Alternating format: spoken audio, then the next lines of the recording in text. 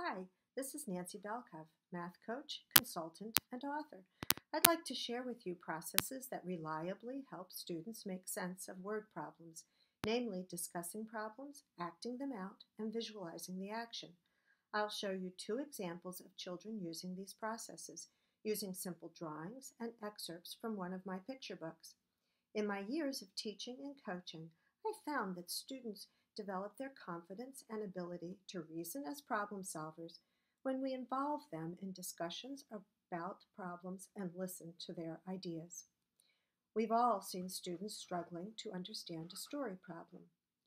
Recent work on growth mindsets shows that when students work through struggles and misconceptions, they grow as thinkers and learners. We can teach students processes that will help them work through these struggles, enabling them to make sense of problems and persevere in solving them, as stated in Common Core Practice Standards 1 and 3. Strategies that students use to comprehend new text and reading, such as retelling, acting out, and visualizing, also help students make sense of story problems. To learn to use these processes, students need frequent opportunities to make sense of and solve accessible but unfamiliar non-routine problems.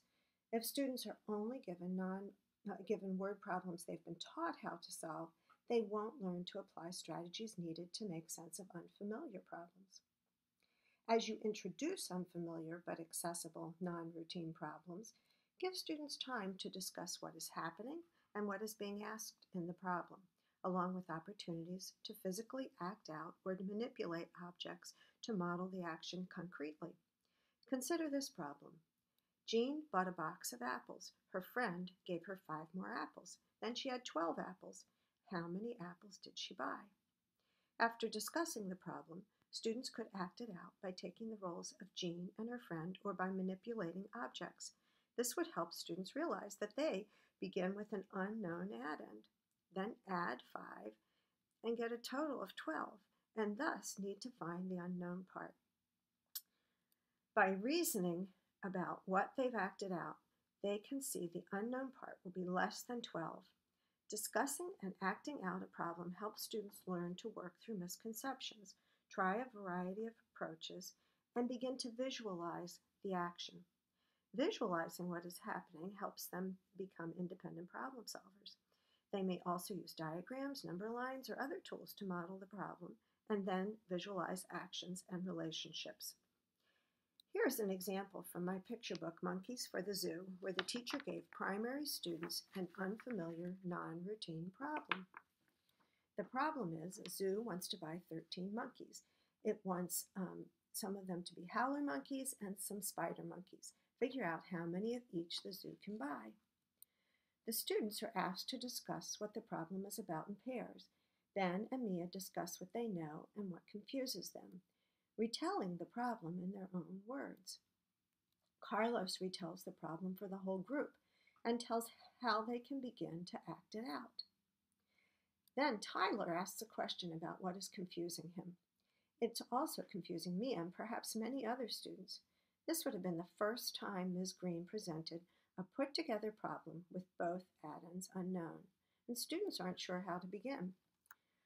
One student then suggests that 10 of them should be spider monkeys and 3 of them should be howler monkeys. The students continue acting out a few possibilities, which helps them figure out that there is more than one possible solution. Then they work in pairs to find more possible solutions.